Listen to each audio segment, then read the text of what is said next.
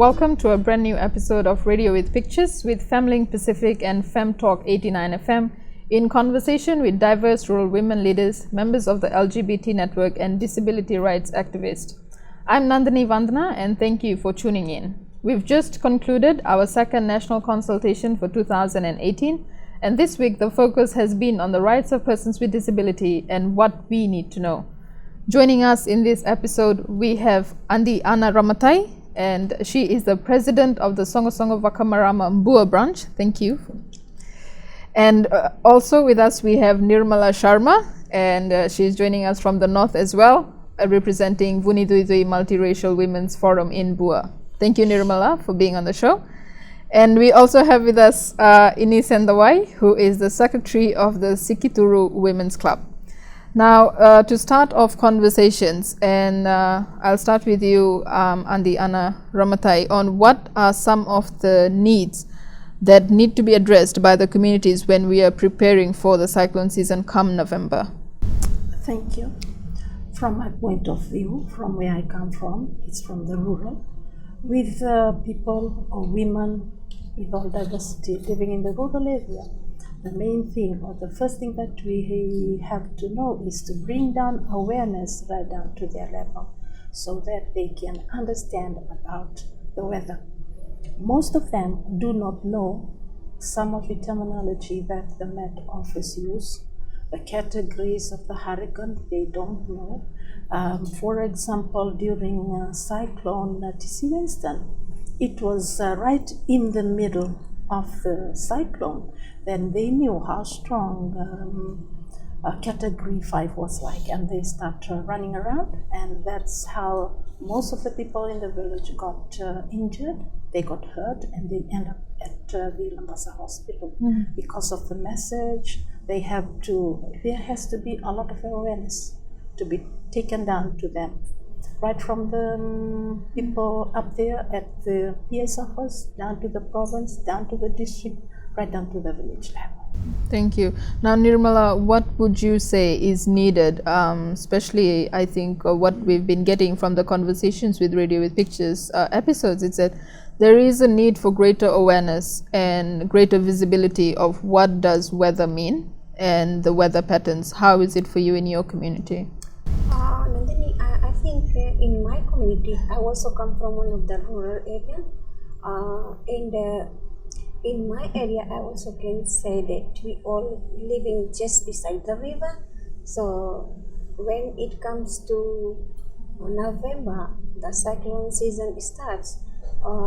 There should be more awareness program, and I think that this MEC team should be also training, giving messages to all these rural communities, because rural communities, they most of the time they don't take things seriously.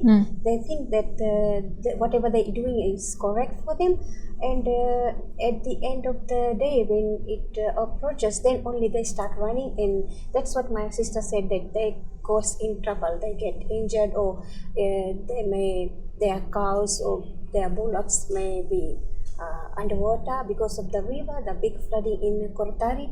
I live just beside Kortari river, so it really affects. So we need to have more trainings and awareness program in rural areas so that people are more aware about it. They take things seriously about disasters. Thank you, Nirmala. Ini Sendawai, what are your views when it comes to how we should prepare as a community? Especially you come from Nandi and that's a flood-prone area. What would be your preparedness priorities?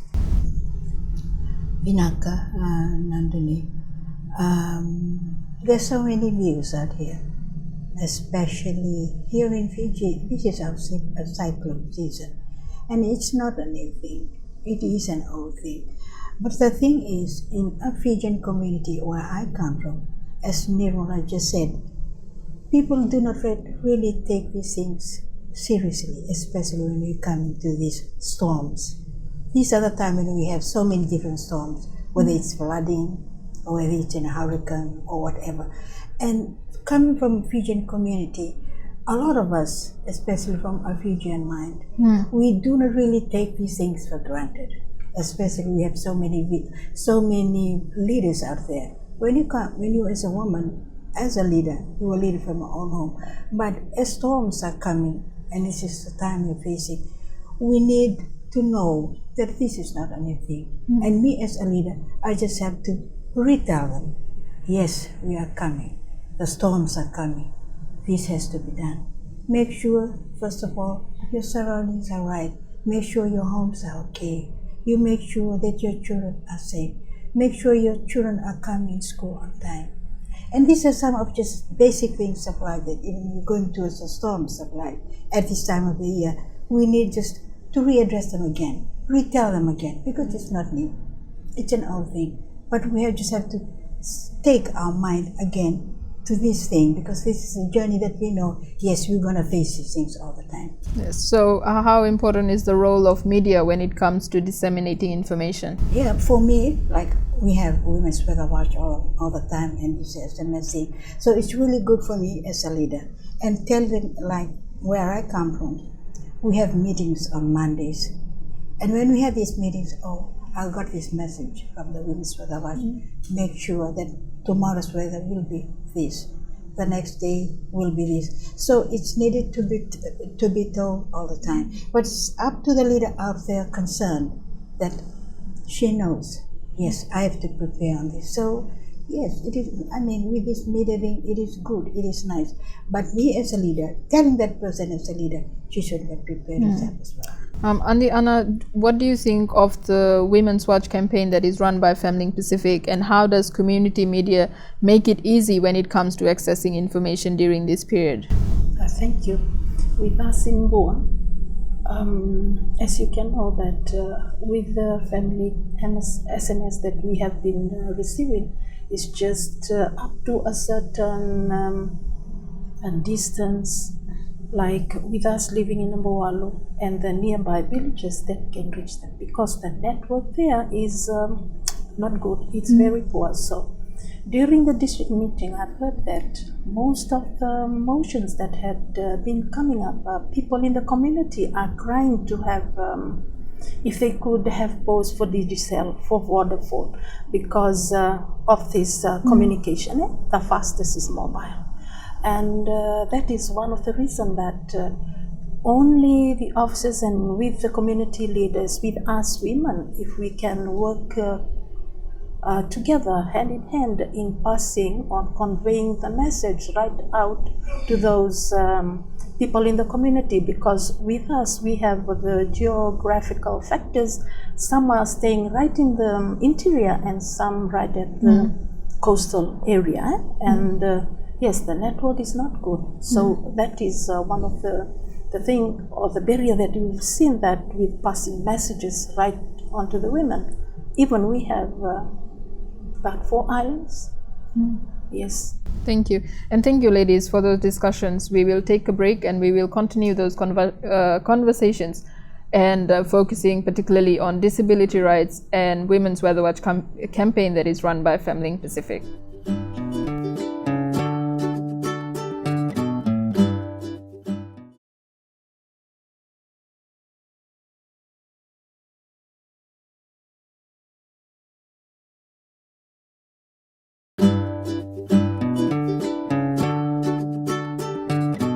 Welcome back. In this segment, we will be looking at what are some of the challenges that are faced by diverse women when it comes to being included in decision-making spaces, particularly in regards to disaster coordination. And we'll start with you, Ines Ndawai. What do you think are some of the challenges that are faced by women in accessing those decision-making spaces? Vinaka, in decision-making processes, we need more women. We need more women in these spaces of decision making, and these decision making processes, mostly in my village where I come from, we have some men, but then we have only about 2 women, and to me I feel that is not enough. And this is in the disaster committees? We have a disaster committee there. We have a few men and we only have 2 women. And to me, I feel that that is not enough, and we need a lot of women in these spaces. And the only time that I need women to talk up, and during that we meet during our village meetings for women, and these are the time when the women get their views in. And one of the things that I highlight when we have village meetings is that women come in and put in their views. So these are some of the things that women put in their voices in, which I'm very proud of from during our meetings, that they come in with what their needs and what they want to say. So I'm very glad that some of the women where I come from, they can voice out their needs and wants, what they want in the decision making. But there's still a need for more women to be included. There is a need for women in decision making processes, especially during disaster, when disaster strikes. Yeah. Thank you. Nirmala, what are your views on having the equal space for women to participate in decision making? Looking at disaster, I can say in my community there is no woman included in disaster management committee. But I would like to share you that last week we had our meeting with our youths. We have a youth development group there. With that, we have been planning to have one disaster management committee where women are also included. We are facing challenges, as my sister has said, because women are not getting an equal opportunity to take part in decision making. And therefore, when women are not equally participated, then women's issues we cannot know. And if only the women are participated in this kind of management group, then only the women's issue could be shared by other women, and then we can solve the problems. Only most of the time they are men who participate.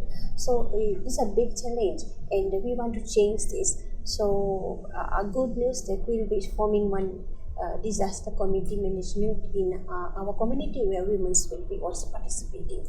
Thank you, Nirmala. And Andi Anna, being the president of the Songo of Wakamarama for the Bua branch, do you feel then there is a need for that 50-50 quota when it comes to equal representation of women in disaster committees? Yes.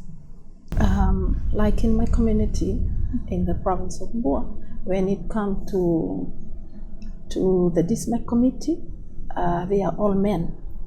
Although one of those meetings that they had, I was invited. But although I was invited, there was only one woman was there. But the thing is, we need more women to be represented at that level, decision making. So, in my point of view, if we want our voices to be heard, the women, then we should have a lot of representatives in that decision-making table, not just for disaster, but at all levels. And how do you think we can achieve that? How do we strengthen then capacity for women to participate? We have to carry out capacity building programs to women, right down to the community levels in rural areas. Only then women can participate, especially with young women. They are out there. They need to be encouraged, to be empowered. Then and only then they can come out and give themselves or participate in whatever. Thank you. Nirmala, you had talked about organizing in your community and mobilizing pre-cyclone periods and post-cyclone periods. And that's a great news to see that women are mobilizing and taking precautions when it comes to the cyclone season.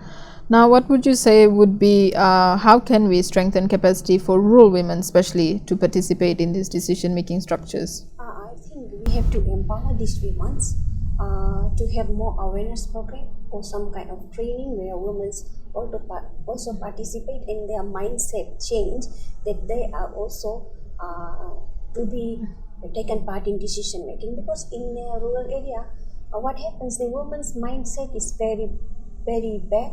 They're thinking of in the house only. So to change their mindset, we have to have awareness program and training to empower them to take part in decision making. And who do you hold accountable to be doing this awareness in our communities? I'm always most of the time linked with Family Pacific, because they always empower, and through their empowerment, I was one of the spokesperson in my community where we had the rural electrification, and I was one of the spokesperson, and I can say that through their empowerment, women will change their decision, their mindset as well as. Thank you, Nirmala, and we wish you all the best when it comes to spreading awareness in your community. Before we conclude with this segment, Ines and Dawai, what would be your message when it comes to strengthening women's capacity in decision making? Yeah, strengthening women's decision making, we need a lot of awareness. Yes, we needed awareness, and this comes from, as what Nirmala just said, a lot to be done regarding mindsets of people. And this is it's a priority for women out there. They need to change their minds and to accept if we have awareness programs, they need to come out. They need to come out from where they are and accept, yes, we have this awareness program coming. And I'm very proud of this segment here, like with family, to make a change, a lot of mindset, to know what to do and go back. As a leader, I must accept that woman out there, she's a leader herself. I don't want to call myself as a leader only. I want them to be recognized that they are leaders as well, to change their mindset. They can change somebody else out there, so they can always do better. So it's not just about me, as I mentioned, me as a leader. All the time I should count that person or that woman out there who comes from different families. Yes. They themselves are leaders from their homes. They themselves are the leaders of tomorrow, for their families, for their Yes. children. So if this thing happens regarding climate change or whatever we face, even during these storms that we are facing now, they need to know they are leaders changing their mindset. If mindset change, yes, things will be better another day or tomorrow or the year to come. Right. As this is a journey we're going on, yes, we need to change. Okay, thank you. And important conversations on investing in women's capacity building and empowerment. Stay tuned, because in our next segment, we continue the conversation on disability rights and disaster risk management systems.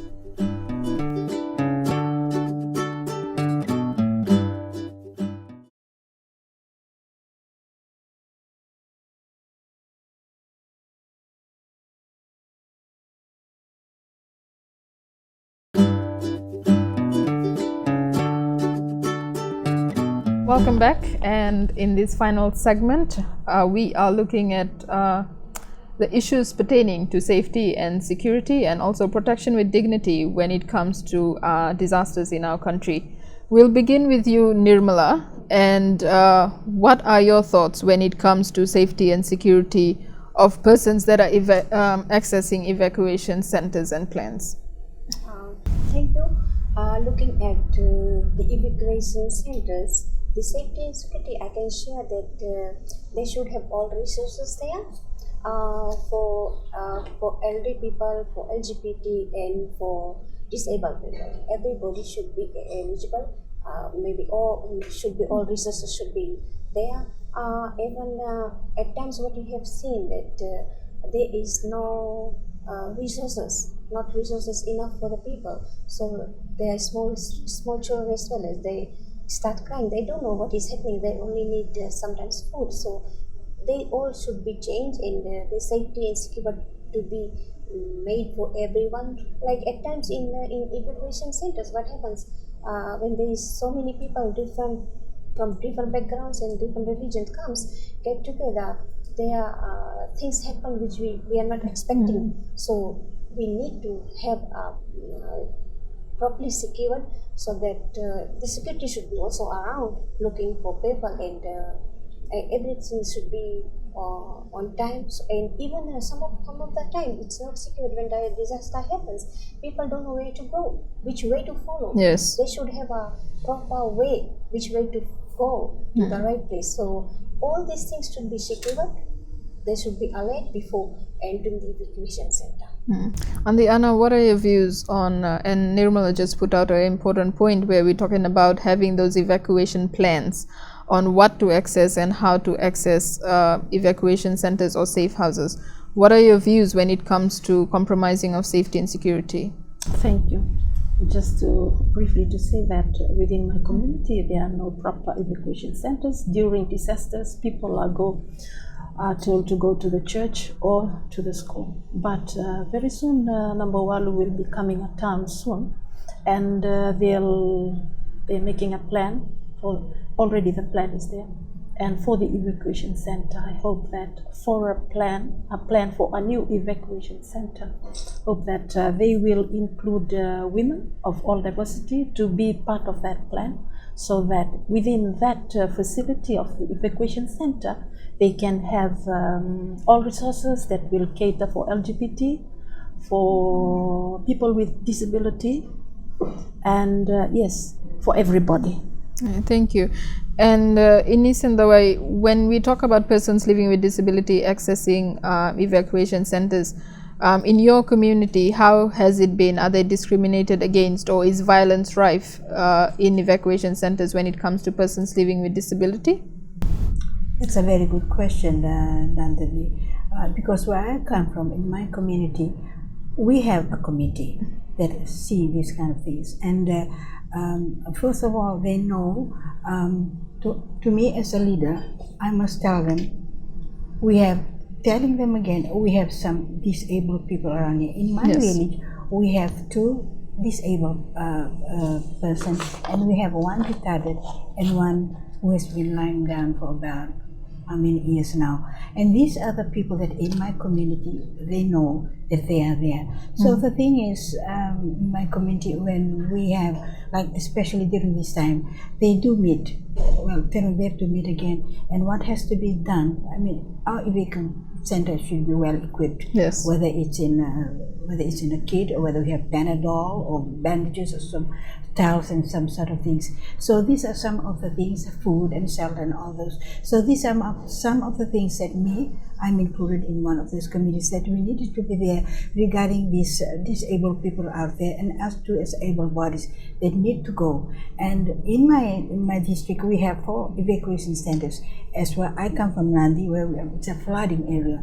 So one thing which is good now, as I should say, a lot of youth now who are married, that they making their houses in very high level, so that those are some of the big ground that they go to when they have storms, especially during this time. So one thing which you see, one thing that I have noticed, that in the 4 villages they have committees that they know, and they have been onto these aware programs, and we need a lot of aware programs so that they can know and can do better regarding this disabled people from where they come from. Yeah. Just a follow-up question to what you mentioned. You talked about health security and medication and accessibility. When you do have in your evacuation center in your community, is there a requirement for a community health worker to be present when the evacuation center is activated? Yeah, we have in my village, we have 3 nurses out there, and these are the people that we need them to come. When we have this cyclone coming, these are the people that come that see this with the nurses. And these nurses, they've gone to courses. It's not they just out there that they just bring out as a nurse. No, they have been certified that they can do this thing. So I'm glad to say here that where I come from in my community, these are the nurses, the village nurses. These are the first people they bring them out from their homes. Even though they've mentioned here that a lot of retarded or disabled people are not, they are not very comfortable to come out from their houses to the evacuation center. But where I come from, they're welcome to come, because we tried our very best to put the necessary items in the evacuation center. Okay, thank you so much. And before we wrap up with this episode, just quickly, what would be your Women's Weather Watch message? And we'll begin with Andiana. Thank you. My key message is that as we are coming closer to the cyclone season, is to be prepared well. Thank you. My key message is, I can say that this Women's Weather Watch is very informative. It's very powerful for us. When we receive SMS from Women's Weather Watch, we get stronger. Our heart gets stronger. We get to know what is going to happen. Yes. And we start texting our friends and families and relatives and even our neighbors that we have a real thing, the real SMS. If somebody gonna ask how you telling about this weather, so we have a proof that we have a SMS from Women's Weather Watch, that it proves that this cyclone is approaching what time to Banua level. Thank you, Nirmala. So it's really very informative, very Yes. good point to be with Women's Weather Watch. Thank you. A very powerful information, yes, Women's Weather Watch. And this is one of the things that I always tell women, yes, we can have a good day tomorrow. Yes, another day it's going to be sunny or it's going to be watchful. So it's very powerful, very informative, very powerful information, this Women's Weather Watch. And I think this is one of the messages that I always tell the women out there. Yes, you can work hard today because tomorrow will be a bad weather or we have rainy weather. So Women's Weather Watch is very powerful. Thank Family Pacific for Women's Weather Watch. Thank you. And that's our episode of Radio with Pictures. Thank you, Nirmala, Ines Endawai, and Andi Anna for joining us in this conversation. And this is the new season of Radio with Pictures. Please don't forget to join in the conversation via our Twitter handle at Femling Pacific, or log on to our Facebook page, and of course by tuning into Fem Talk 89 FM in Suva and Lambasa. Until the next time, thanks for your company and bye for now.